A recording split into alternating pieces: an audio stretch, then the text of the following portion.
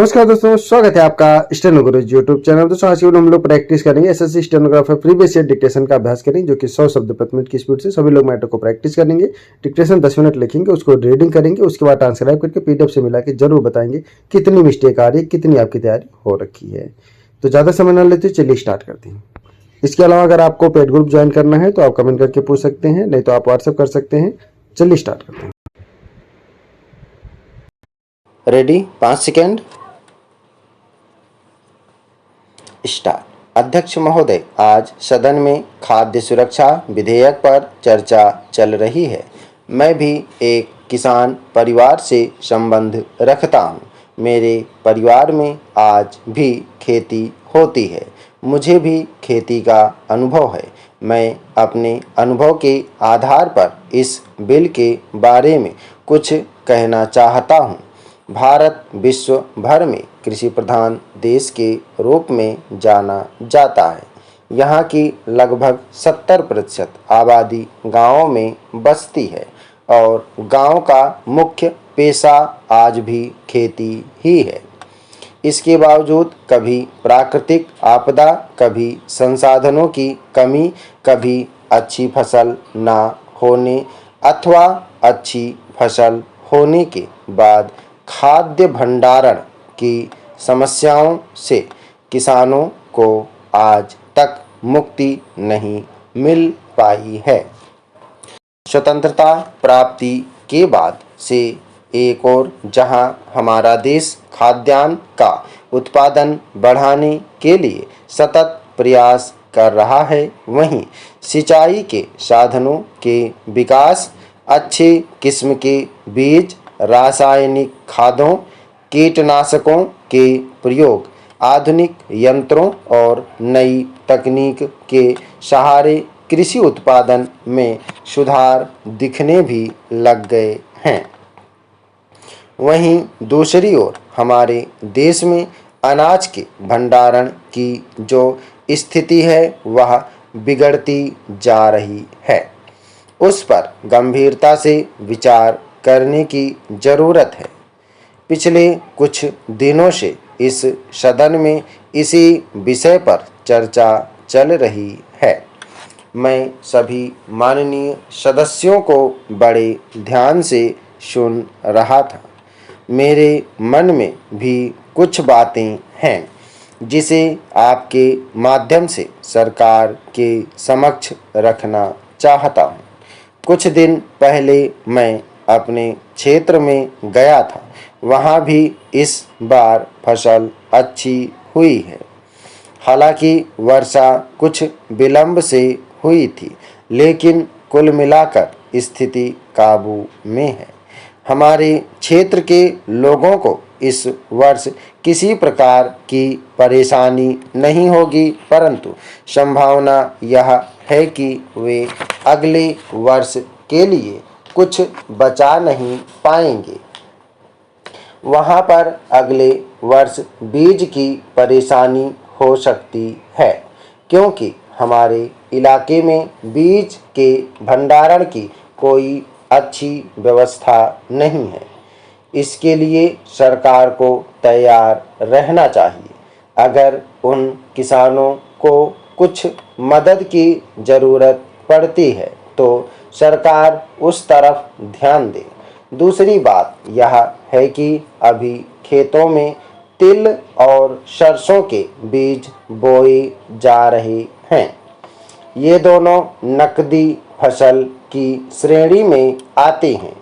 केंद्र सरकार की ओर से कहा गया है कि वह अगले कुछ वर्षों में किसानों की आय को दुगुनी कर देगी यदि किसानों के लिए समय पर बीज का इंतजाम कर दिया जाता है तो यह संभव है। जब मैं अपने क्षेत्र के किसानों से बात कर रहा था तब यह बात निकलकर सामने आई कि उन लोगों को पिछले 3 सालों से आलू के अच्छे बीज नहीं मिल पा रहे हैं। भंडारण की समस्या होने के कारण किसान अपने बीज का भंडारण भी नहीं कर पाए। मैंने इसीलिए इस बात की ओर आपका ध्यान आकर्षित किया है ताकि सरकार इस संबंध में समय रहते आवश्यक कार्यवाही कर सके। अध्यक्ष महोदय, जनसंख्या वृद्धि और उचित खाद्यान्न भंडारण के अभाव के अलावा देश में खाद्यान्न संकट के कई और कारण भी हैं। स्वतंत्रता प्राप्ति के इतने वर्षों बाद भी देश के किसानों की दशा में कोई बहुत अच्छा परिवर्तन नहीं आया है। भारतीय किसान आज भी गरीबी एवं अशिक्षा का दंश झेलने को विवश है। हालांकि पिछली सरकार ने इस दिशा में कुछ बेहतर काम किए हैं, परंतु अभी भी बहुत कुछ किए जाने की ज़रूरत है। आज भी हमारे किसान खेती के लिए प्रकृति पर निर्भर रहते हैं। सरकारी तौर पर जो सुविधाएं उन्हें दी जा रही हैं, शिक्षा के अभाव व निर्धनता के कारण वे उनका पूर्णतः लाभ नहीं उठा पाते हैं। बाढ़, सूखा, जलवायु परिवर्तन जैसी समस्याएं उनके जीवन का अंग बन चुकी हैं।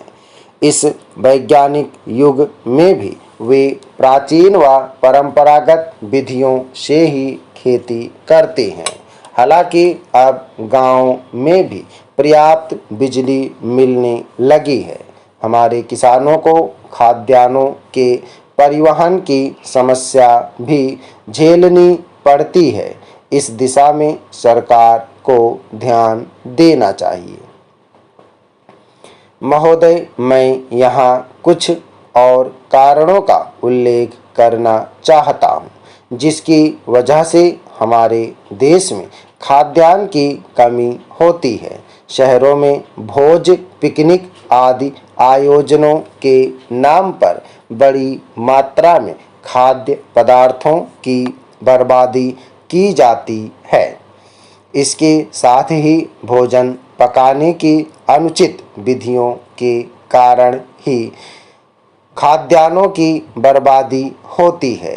देश में भूमि के वितरण का असमान होना खाद्यान्न उत्पादन की क्षमता को कम करता है। आज भी हमारे देश की कृषि भूमि का अधिकांश हिस्सा कुछ समृद्ध किसानों के हाथों में सिमटा हुआ है। भ्रष्टाचार के कारण भी खाद्यान्न संकट उत्पन्न हो जाता है।